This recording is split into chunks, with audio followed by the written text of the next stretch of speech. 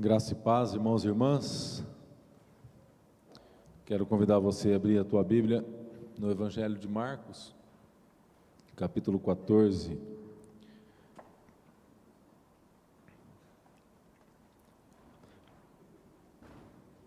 Por ocasião da Páscoa, então, queremos meditar um pouquinho, algumas lições que a gente, na verdade, três destaques desse momento em que Jesus está celebrando sua última ceia, antes da sua paixão. Eu quero convidar você à leitura desse texto comigo, que vão dos versos 12 até o verso 26, e a palavra de Deus, ela nos diz assim: E no primeiro dia da festa dos pães asmos, quando se fazia o sacrifício do cordeiro pascual, disseram-lhe seus discípulos: Onde queres que vamos fazer os preparativos para comeres a Páscoa?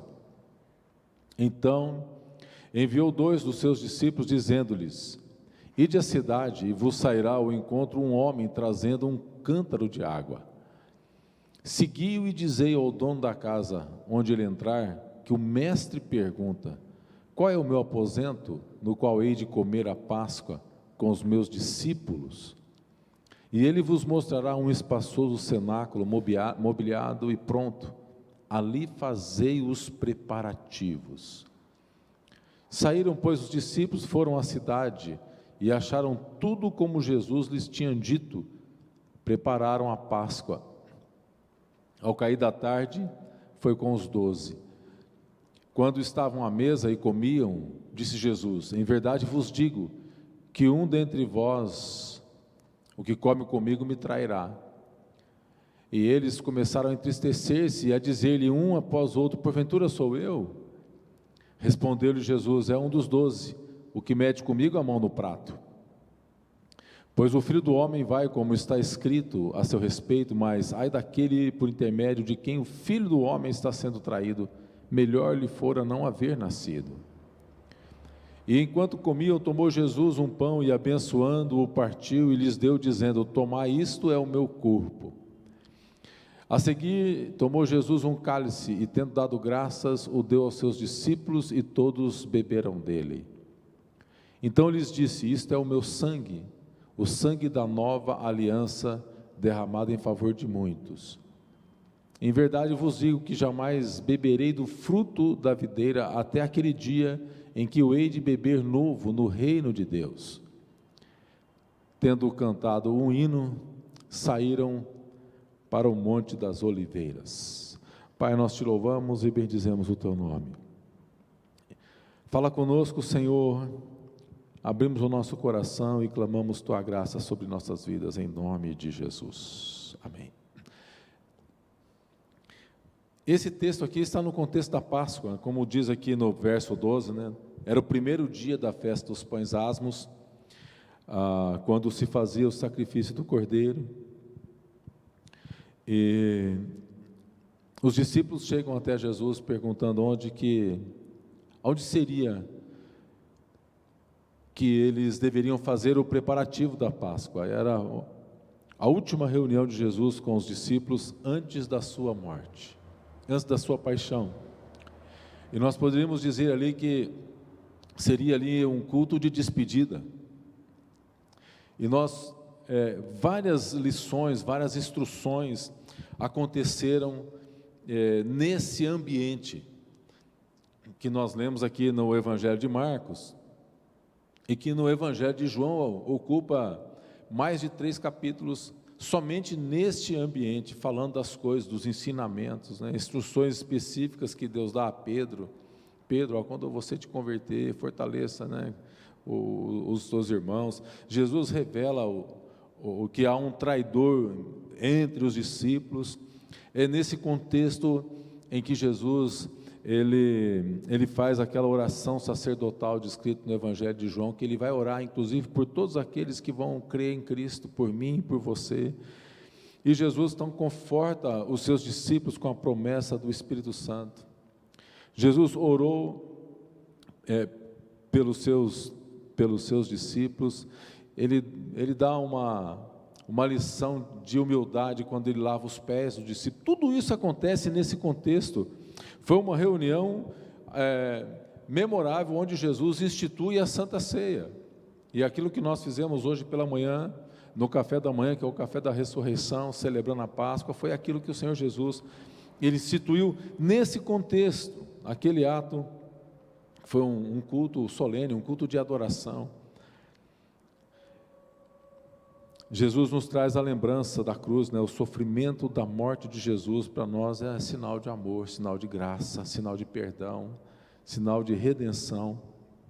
A morte e a ressurreição de Cristo é quem nos dá acesso às promessas que foram contidas nesse ambiente, nesse contexto e nesse cenário, que nos traz conforto e fortalecimento espiritual, e que faria para os seus discípulos, preparando para a missão.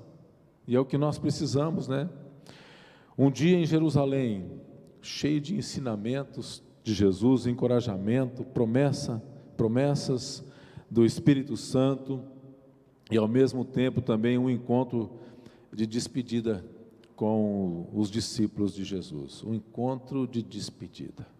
Um encontro. Isso nos faz pensar no nosso encontro. O encontro que nós tivemos, aquele primeiro encontro que nós tivemos com Jesus, independente de termos nascido num lar cristão, num lar evangélico, eu creio, e você também deve concordar comigo, que todos nós tivemos um momento de despertamento espiritual, onde nós tivemos um encontro mais caloroso com o Senhor Jesus, onde Ele aqueceu o nosso coração, onde Ele nos trouxe conforto espiritual, fortalecimento espiritual, onde algumas promessas do Senhor cumpriram-se em nossas vidas, e Ele nos prepara para a missão, e a gente sai daquele encontro com muito entusiasmo, com muita ousadia, para cumprir a missão do Senhor Jesus, com muita alegria. E eu gostei muitas lições nós poderíamos tirar desse texto, mas apenas 3 destaques que eu gostaria de dar nesse texto aqui, são alguns aspectos que fazem parte da vida cristã, da vida do verdadeiro adorador, que é o que Deus procura. A palavra de Deus diz lá que Deus está à procura dos verdadeiros adoradores, aqueles que adorarão o Pai em espírito e em verdade. E nós queremos destacar aqui nessa noite, trazendo como pano de fundo esse culto de despedida, essa última reunião de Jesus com seus discípulos, 3 destaques para a nossa vida, que fazem parte da nossa vida. E a primeira é o valor da santificação, o valor da preparação. Esse é o primeiro destaque que eu gostaria de refletir, porque olha, veja, o verso 12 diz assim: o primeiro dia da festa, que era a festa dos pães asmos, quando o cordeiro era sacrificado, os discípulos fazem uma pergunta a Jesus: Senhor, onde queres que vamos fazer os preparativos para comer a Páscoa? E Jesus dá uma orientação. Jesus, na verdade, ele já havia antecipado.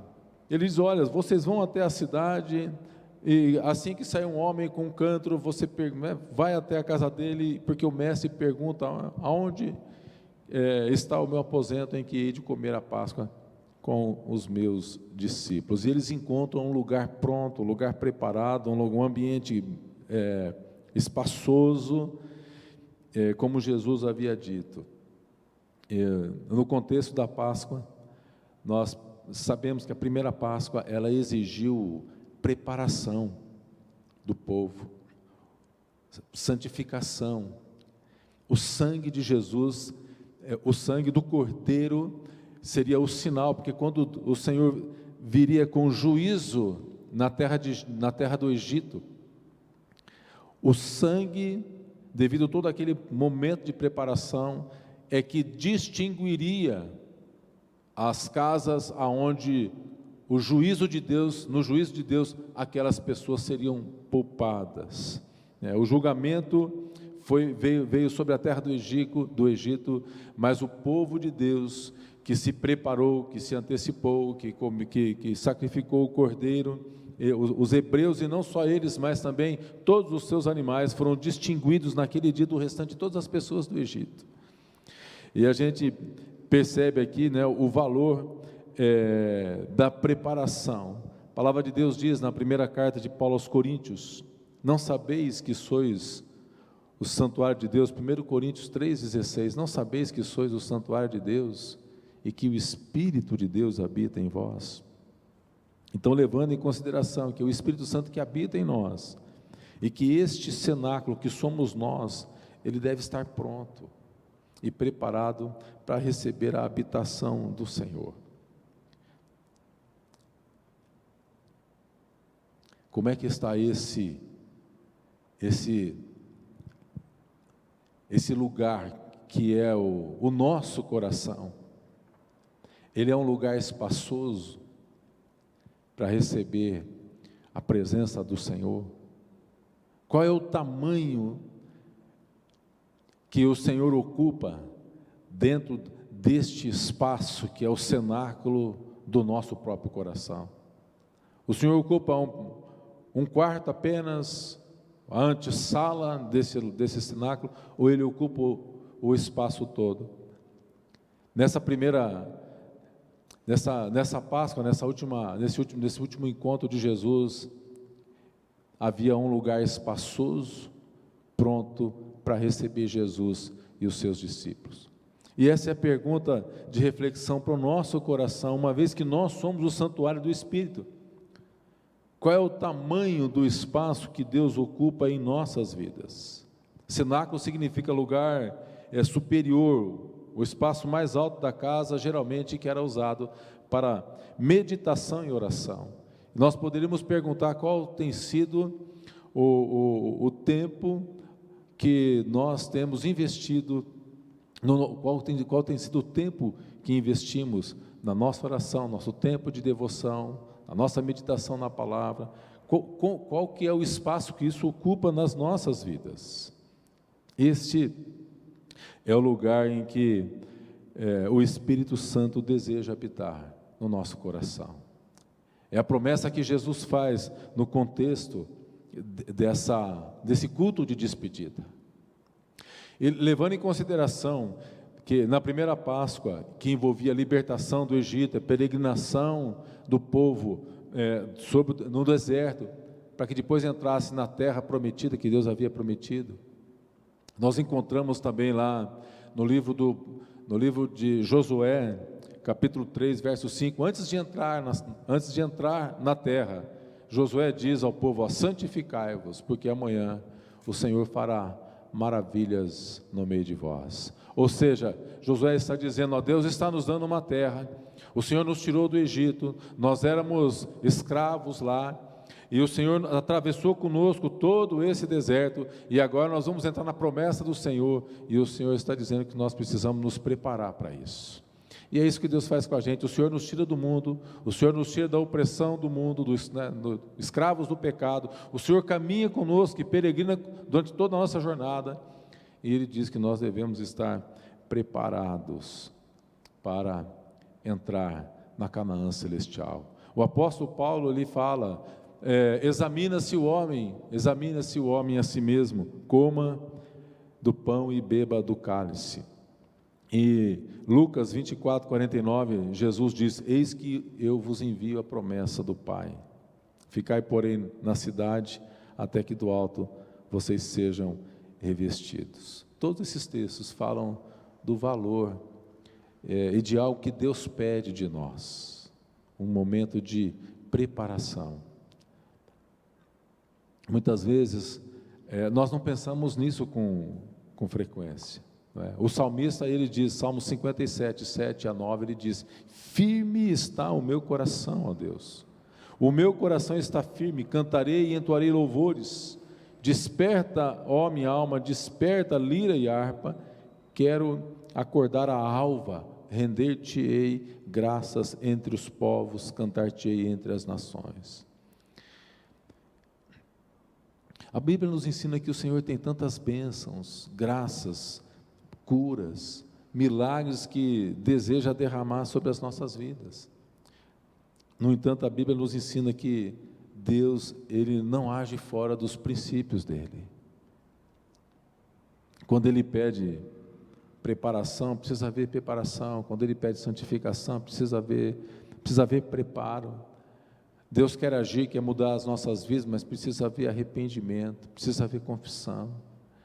Deus, Ele quer fazer algo em nós, e Ele pede algo de nós.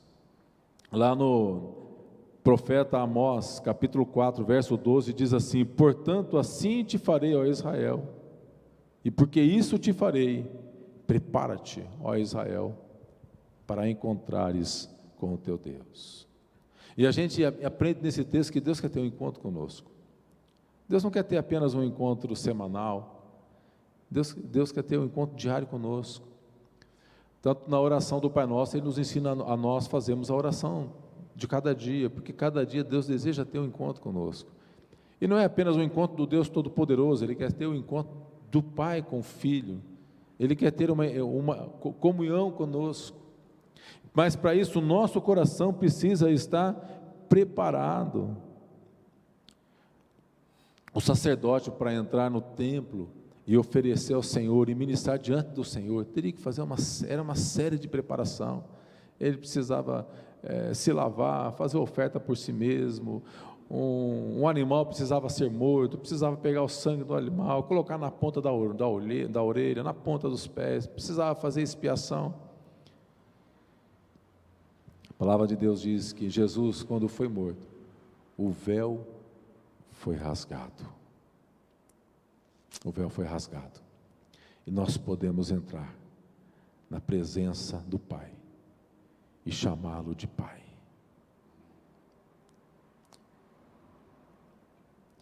O valor da preparação. Deus pede que nós nos preparemos.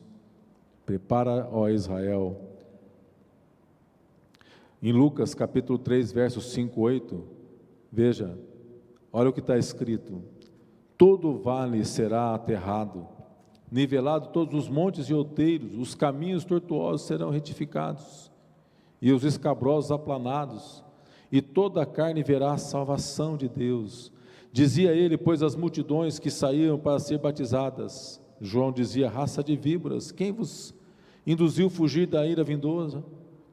Produzi, pois, frutos dignos de arrependimento, e não comeceis a dizer entre vós mesmos: temos por pai Abraão, porque eu vos afirmo que destas pedras Deus pode suscitar filhos a Abraão. Deus pede arrependimento, Deus pede confissão de pecados, Deus pede preparação da nossa parte. Uma segunda lição que nós encontramos nesse texto, quando Jesus está reunido com seus discípulos, ele fala sobre a importância e o valor também da comunhão, importância de estarmos congregados. Tem um cântico que diz: estamos todos congregados aqui. A importância da comunhão. Os versos 17, 18 e os versos 22 eles falam da comunhão. No verso 17, foi com os 12. O verso 18 diz que eles estavam assentados juntos com Jesus a comer. No verso 18, comendo junto, ele os abençoou e o partiu. Estavam à mesa. Esses textos falam da comunhão. O que isso quer dizer? Que estar à mesa é uma expressão de comunhão, de participação.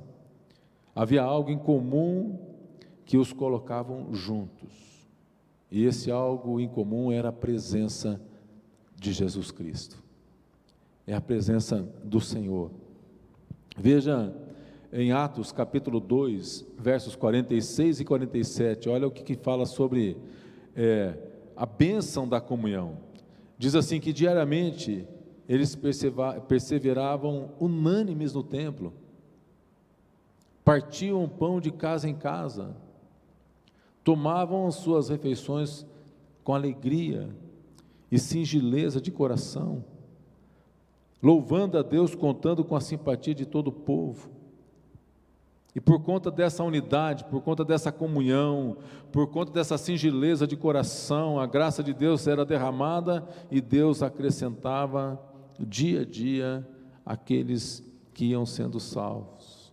Então nós somos constantemente exortados pela palavra de Deus a exercer a prática da comunhão, a prática da unidade. O salmista diz que é bom os irmãos viverem em união, e faz uma descrição das bênçãos, como o óleo que vem sobre a cabeça de Arão, que desce sobre sua barba, sobre as suas golas, é como o rio Jordão ali, que ordena a vida e a bênção para sempre, assim como aquele rio gera vida para todo o Israel, assim é a bênção do Senhor na unidade a vida, na unidade nós somos mais fortes, somos constantemente exortados pelo Senhor, desafiados a acudir, chorar com os que choram, nos alegrar com aqueles que se alegram. E essa comunhão, muitas vezes não temos muita dificuldade de ter comunhão na vertical, que é a nossa comunhão com Deus, mas a nossa comunhão precisa ser na vertical e na horizontal. E os grupos pequenos nos ajudam muito nisso, porque ali nós podemos ter uma comunhão mais significativa, porque ali nós podemos abrir o coração, juntamente com os irmãos. O pão era partido de casa em casa. Então é importante. Eu sei que talvez possa ser difícil, você que está nos acompanhando também através da internet, se você ainda não participa de um grupo pequeno, faça um esforço, eu tenho certeza que vai ser bênção para a sua vida. Nós precisamos ter pessoas com quem a gente possa contar e caminhar no dia a dia para abrir o coração, para pedir oração e orar também por essas pessoas, porque no reino de Deus todo mundo é chamado para cuidar e todo mundo é cuidado ao mesmo tempo. Nós somos pastoreados, mas também somos chamados pelo Senhor e exortados ao Senhor para pastorear pessoas. É o cuidado mútuo. A palavra do Senhor fala do sacerdócio universal do reino de Deus, que está descrito lá na carta de Pedro. Todos nós, esse é o propósito de Deus para as nossas vidas. É o valor da unidade, é o valor da comunhão. E a gente percebe aqui que Jesus, ele tinha plena comunhão com os seus discípulos. E nós precisamos olhar à nossa volta, nós somos um corpo, nós somos uma igreja. Graças a Deus, pela igreja somos uma família, somos todos irmãos. E nós sabemos que hoje nós temos assim uma configuração de família muito diferente do que foi num passado. No passado as famílias eram compostas de sete irmãos, 10 irmãos, família de 12 irmãos, 8 irmãos. E sabemos que muitas vezes nem todos se davam, mas todos se reuniam em torno do patriarca da casa. E ali é bênção. E essa é a exortação que o Senhor nos dá. Nós precisamos buscar o segredo que o Senhor Jesus, ele mantinha comunhão, ele tinha comunhão com o Pai, ele tinha comunhão com o Espírito Santo, ele mantinha comunhão com seus discípulos.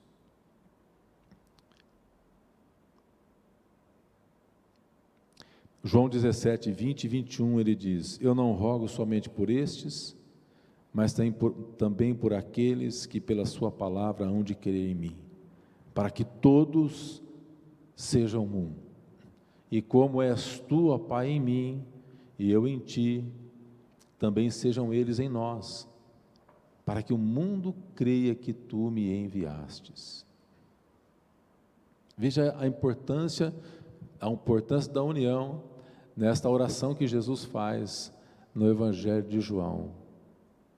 O objetivo do Senhor é que nós sejamos um, como Cristo, o Filho e o Pai, o Espírito Santo são um, para que na nossa unidade o mundo possa vir a crer e ser salvo, receber cura, receber livramento, receber graça.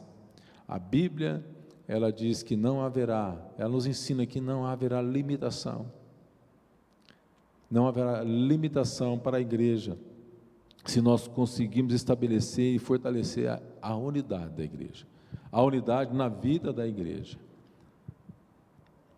É como na Torre de Babel, eles eram um, e não havia limites para os projetos e para os planos, mas ali um plano que traria a destruição, que seria um plano que estabeleceria um monumento de idolatria e que não seria bênção, e Deus confunde então ali as línguas. Mas o objetivo e o propósito de Deus é trazer unidade para o corpo, e na unidade a bênção, na unidade a graça é derramada, na unidade o milagre do Senhor acontece, na unidade, na sintonia da igreja. Então, a missão, ela fica mais fácil, porque quando nós estamos unidos, nós todos juntamos e direcionamos a nossa força na mesma direção, na direção que o Espírito Santo nos impulsiona. O Senhor continua igual, assim como no deserto, havia uma nuvem que se levantava e direcionava, e o povo caminhava, assim também é conosco.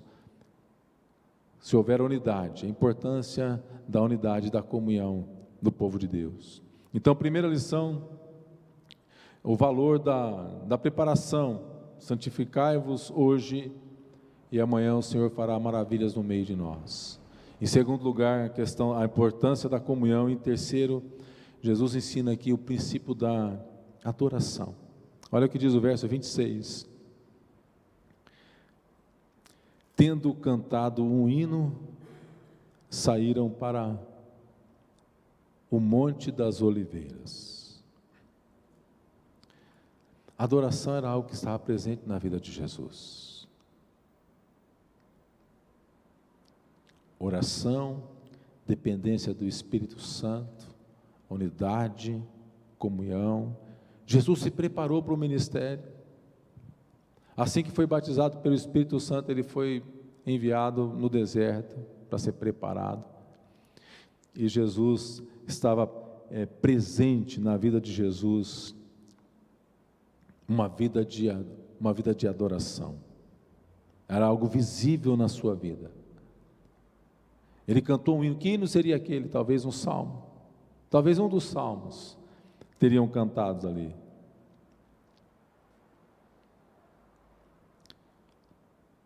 Como é que deve ter sido inspirador para os discípulos ali? Cantar juntamente, louvar juntamente com Jesus. Agora, uma observação. O momento do louvor é um momento tremendo. Porque no louvor, a palavra diz que Deus habita em meio aos louvores do seu povo. A Bíblia diz que o louvor, ele liberta.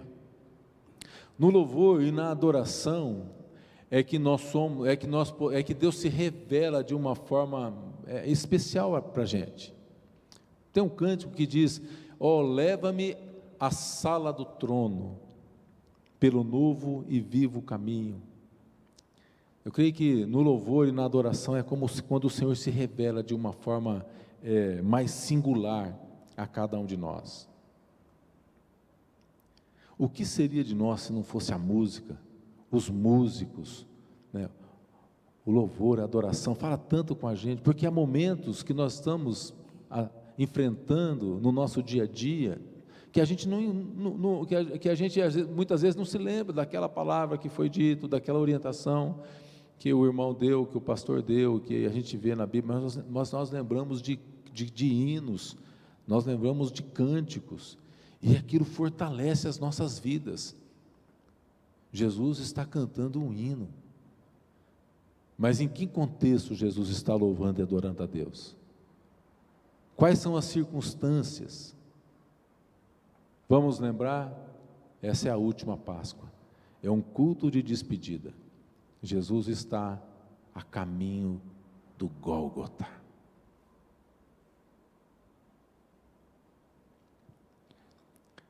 Depois dessa reunião, eles vão para o Monte da Oliveira. Jesus vai suar gotas de sangue. Muitas vezes nós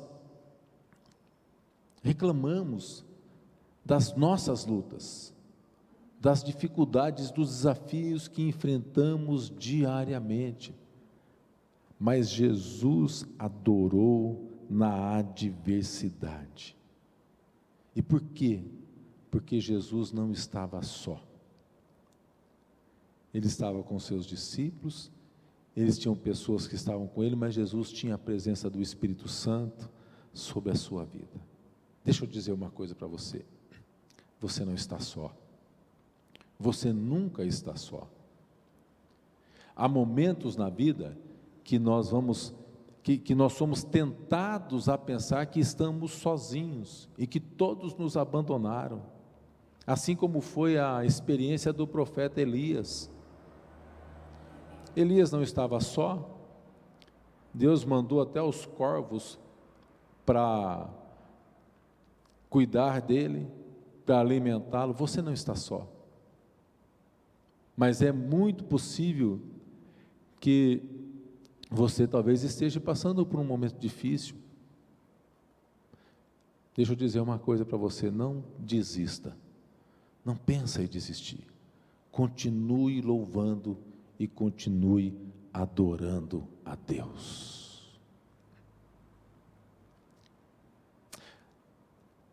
Tem uma canção, um cântico, um louvor do Lázaro, nosso irmão Lázaro. Ele faleceu de Covid. Ele faleceu de Covid. E antes de ser entubado, ele louvou e adorou a Deus.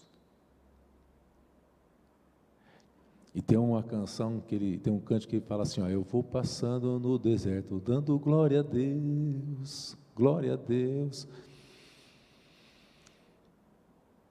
Mesmo na luta, continue louvando, adorando a Deus. Aproxime-se do Senhor, Ele te fortalecerá. O Senhor nos fortalece e Ele nos prepara para a batalha, para a vitória. E por conta do louvor e da adoração, muitas batalhas, sequer nós teremos que levantar uma espada.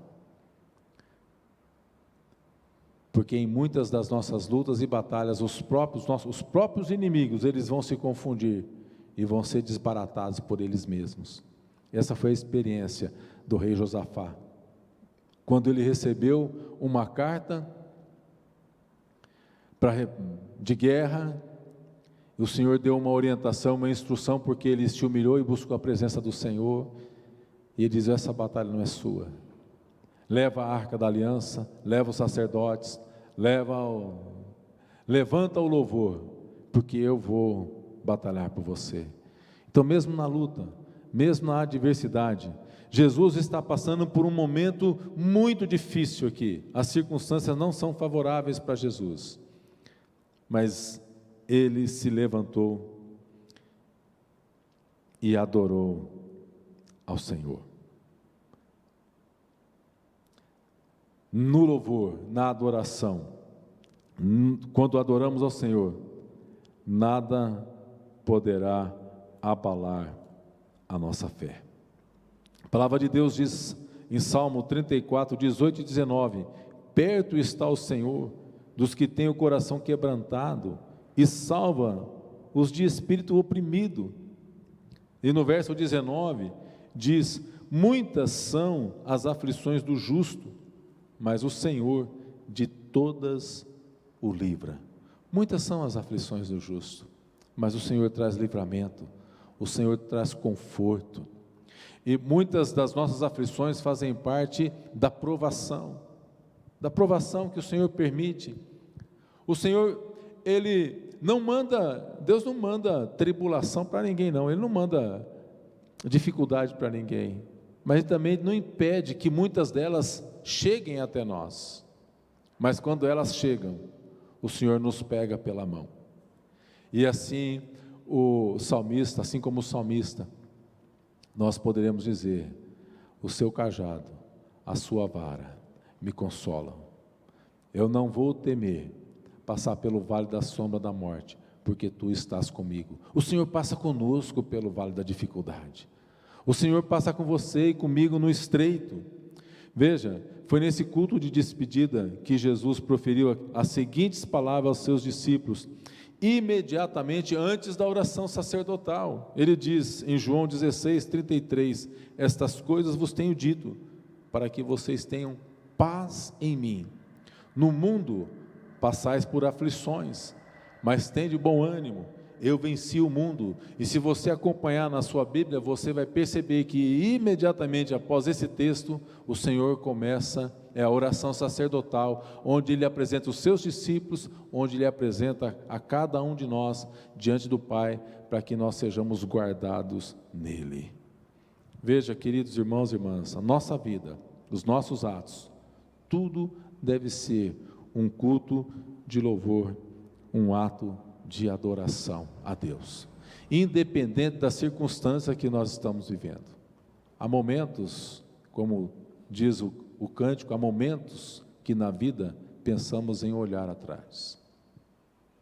É preciso pedir ajuda para poder continuar, e clamamos o nome de Jesus. O problema é que muita gente deixa de pedir ajuda. O orgulho está dentro de nós, e nós achamos que podemos resolver sozinho a questão, ao passo que o Senhor nos coloca para viver em irmandade, nos coloca num corpo, para que possamos depender um dos outros. Então, queridos, ficam essas lições, e que o Senhor nos inspire e nos ajude a crescer, até chegarmos à estatura de varão perfeito. O contexto da Páscoa, e eu quero concluir essa reflexão com Êxodo capítulo 12, verso 11, nós devemos que sejamos fortalecidos, para a missão que o Senhor nos fortalece. A Páscoa era essa Páscoa, a primeira Páscoa que foi celebrada lá no Egito. Desta maneira comereis: lombos cingidos, sandálias nos pés, cajado na mão, comê-lo-eis às pressas. É a Páscoa do Senhor. Páscoa é um ato de adoração, nos convoca a sairmos da opressão do pecado e nos prepara para uma jornada santa. A missão que o Senhor confia a cada um de nós, entendendo que é Ele que vai à frente, abrindo o caminho para que a gente possa ir no seu nome, testemunhando da graça, do agir e do mover de Deus, que traz cura, que traz o milagre da libertação e o milagre da transformação. Que Deus nos abençoe, e que nessa Páscoa, que essas lições preciosas possam ficar no nosso coração. A importância de nos prepararmos, porque o Senhor é aquele que distingue para si o justo do injusto. A importância de que não apenas uma vez por semana, mas que toda a nossa vida seja um ato de louvor, um culto de louvor e de adoração a Deus. E o valor de vivermos e entendermos que nós somos um corpo, e que na comunhão e na unidade, a bênção de Deus é derramada sobre as nossas vidas. Vamos orar ao Senhor. Não sei como você chegou aqui nesse culto, mas talvez você veio até com dificuldade, por estar enfrentando lutas. O Senhor nos anima a buscarmos a inspiração no Senhor. Portanto, não desista, creia que você não está só. Existe uma igreja da qual você e eu fazemos parte deste corpo, que é o corpo de Cristo, onde Ele é o cabeça. E ainda na luta, ainda nos momentos de dificuldade, você não estará só. O Senhor é aquele que nos capacita. Ele enviou os seus discípulos, e eles foram, cada um na sua limitação. Depois deste ato, Jesus preso, os discípulos fogem, Pedro nega, mas o Senhor vai em busca de cada um deles, restaura a vida de Pedro, restaura o ministério de Pedro, o chamado dos seus discípulos. Eles que antes estavam entristecidos, agora têm o seu ânimo renovados no Senhor. O Senhor é o Deus da restauração, é Ele quem restaura as nossas vidas. Talvez você esteja necessitando de um toque de Deus, talvez nessa noite você esteja necessitando de uma restauração do Senhor na sua vida, no seu ministério, no seu chamado. O Senhor está dizendo: prepara-te, santifique, amanhã eu vou fazer milagre na tua vida. Pai, eu oro nesta noite por este irmão, por essa irmã, por essa pessoa que está necessitando desse toque de graça. Essa palavra, Senhor, que foi ministrada há muito tempo, mas que também ela alcança os nossos corações, porque o Senhor orou não somente por aqueles, mas também por cada um de nós. Portanto, meu irmão e irmã, se aproprie da graça e da bênção do Senhor. Senhor, derrama cura nesse lugar, que haja restauração, no nome de Jesus Cristo. Tantos milagres foram operados, e nós cremos que os teus milagres continuam operando hoje. E talvez, Senhor, nesta noite haja pessoas aqui necessitando de cura física, alguns cura da alma. Venha, Senhor, pedimos a bênção no nome poderoso de Jesus. Nós queremos deixar uma palavra de bênção, um milagre do Senhor sendo derramada sobre a vida da sua igreja, para que na unidade nós possamos continuar, Senhor, juntos, testemunhando do amor e da graça de um Deus que veio para nos resgatar e nos tomar para si.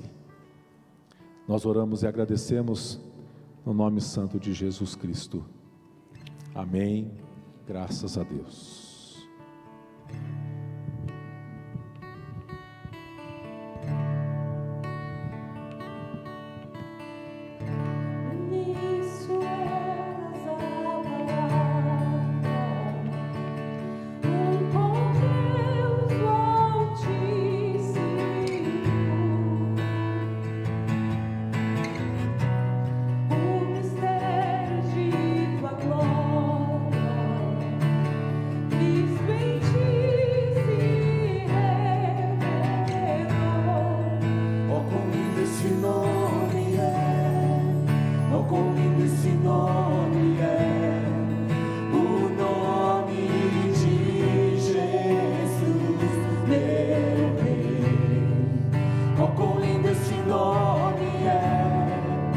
Maior que tudo Ele é, oh, quão lindo esse nome.